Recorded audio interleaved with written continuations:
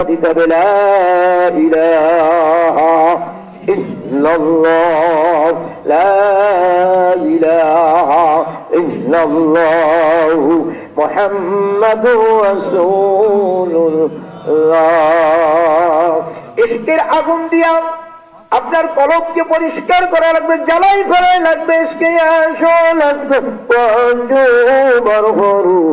और से जो माशू के बाकी जुमला सु और से जो माशू के बाकी जुमला सु ইশকের আগুন লাগাইতে হবে। সকালে লাগান, বিকেলে লাগান, সকালে লাগান, বিকেলে লাগান। ও সুন্দর বড় ভাইরা, আপনাদের এলাকায় কোনো এক সময় আগুন দিয়েছিল, কাঁচা পাতা সব পুড়িয়ে আপনার সরকার হয়ে গেছিল। যায় কি যায় নাই, যায় কি যায় নাই। ঠিক আপনার আমার যতই আগাতে থাকুক না কেন, লা ইলাহা ইল্লাল্লাহর আপনার ইশকের আগুন লাগান। লা ইলাহা ইল্লাল্লাহর আগুন দিয়ে ঘষা দেন। লা ইলাহা ইল্লাল্লাহর আগুন দিয়ে ঘষা দিতে দিতে দিতে দিতে আল্লাহর ইশকের আগুন যখন কলবে জ্বলে উঠবে, আমার মাওলা ছাড়া আর কেউ ওই কলবে থাকতে পারবে না। জোরে বলুন সুবহানাল্লাহ, আল্লাহু আকবার, আল্লাহু আকবার। এই জন্য আল্লাহর জিকির বেশি বেশি করবেন। আল্লাহু আকবার, আল্লাহর জিকির বেশি বেশি করবেন। আল্লাহর নূর কলবে আছে, আল্লাহর নূরের বাতি জ্বালায় কবর তো আপনিও যাইবেন, আমিও যাইব, যাবো কি যাবো না? কিন্তু খবরদার, কবর কিন্তু অন্ধকার ঘর। ওই অন্ধকার ঘরে সাবধান হইয়া যাইও। সাউথ খালিবাসী, ও বগিবাসী, আরে সাবধানে যাইও। অন্ধকার ঘর, অন্ধকার ঘর, কীট পতঙ্গের ঘর, সাপ বিচ্ছুর ঘর। সাবধানে কবরে যাইও। যদি মাওলার নূরের বাতি জ্বালাইয়া যাইতে পারো, কবরে অন্ধকার আর থাকবে না। ডাইনে মাটি, বামে মাটি, নিচে মাটির বিছানা, উপরের থেকে দেবে মাটির চাপা, ভাবিয়া যাইতে পারবো না। তাই কবি বলেন, কবরের আযাব বড় কঠিন, সইতে মোরা পারবো না। মৃত্যু যন্ত্রণা বড় কঠিন, সইতে মোরা পারবো না।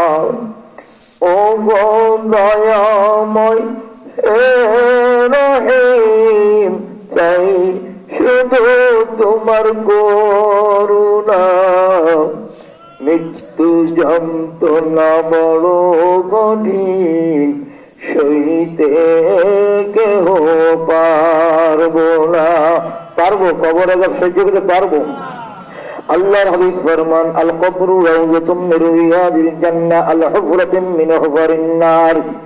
ওই কবর একটা বেনামাজের জন্য, একটা সুদখোরের জন্য, ঘুষখোরের জন্য, বেহায়া বেপরদার জন্য, জিনাকার জিনাকারিনীর জন্য, নাফরমান মেয়ে লোক পুরুষের জন্য ওই কবরটা একটা জাহান্নামের আগুনের কুয়া হইয়া যাইবে।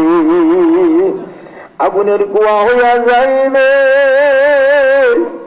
আল্লাহু আকবার। নাফরমান মেয়ে লোক পুরুষ যখন কবরে যাইবে, আমার মাওলা জিজ্ঞেস করবে, ফেরেশতার মাধ্যমে ফেরেশতা জিজ্ঞেস করবে, মার রব্বুকা ওয়া মান দীনুকা ওয়া মান নাবিয়ুকা।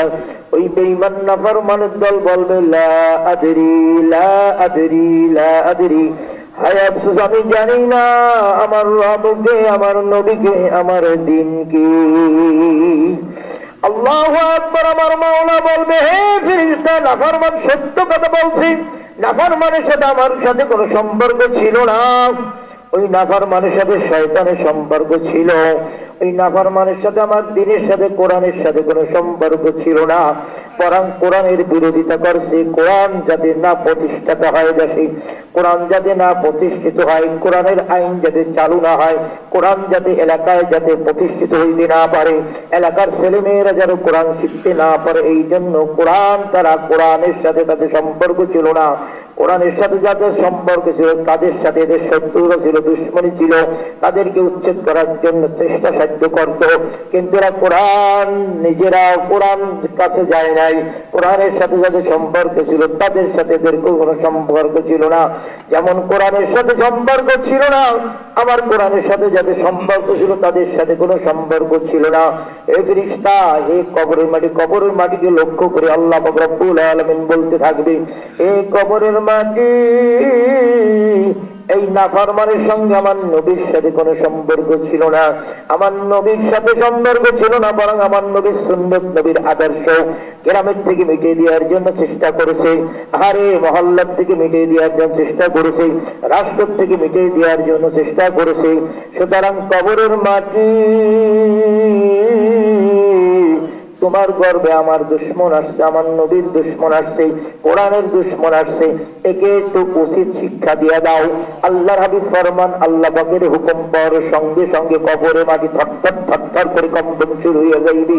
কবরের দুই পাশের মাটি এমন জোরে চাপ মারবে, এক পাশের পাঁজর হাড়গুলো অন্য পাশের পাঁজরের মধ্যে ভাঙ্গিয়া চুরে এরকম ঢুকিয়া যাইবে, মোয়াদার হবে না। আমার মাওলা ডাক দিয়ে বলবে, এই ফেরেশতা নাফরমান কি রকম জাহান্নামের আগুন কামাই করছে, কবরের সঙ্গে জাহান্নামের সঙ্গে রাস্তা বানায় দাও, কবরের সঙ্গে জাহান্নামের সঙ্গে রাস্তা হয়ে যাইবে। কি রকম জাহান্নামে আযাব কামাই করছে, নামাজ না পড়িয়া, রোজা না রাখিয়া, পর্দা পশিদা না থাকিয়া, আরে ছেলে মেয়েদেরকে আলেম আলেমা না বানাইয়া, ছেলে মেয়েদেরকে হাফেজ হাফেজা না বানাইয়া, কারিউল কোরআন না বানাইয়া, কোরআন শিক্ষা না দিয়া কি রকম জাহান্নামের আযাব কামাই করছে। আরে পরের জমির আলটে দিয়া সুদ খাইয়া ঘুষ খাইয়া, আরে পরের ঠকাইয়া কি রকম জাহান্নামের আযাব কামাই করছে, ছাড়িয়ে দাও। আল্লাহ রাবি ফরমান 99টা সাপ ছাড়িয়ে দিবি, এক একটা সাপ লম্বা হবে 1 মাইল করিয়া লম্বা, উটের গলার মতন মোটা হবে সাপ। আল্লাহু আকবার। 99টা এক একটা সাপের মাথা, আল্লাহ 99টা হবে মুখ। এই 99টা সাপ লাফাইতে লাফাইতে, ঘনা বেরিয়ে লাফাইতে লাফাইতে লাফাইতে কবর ভরিয়া যাইবে।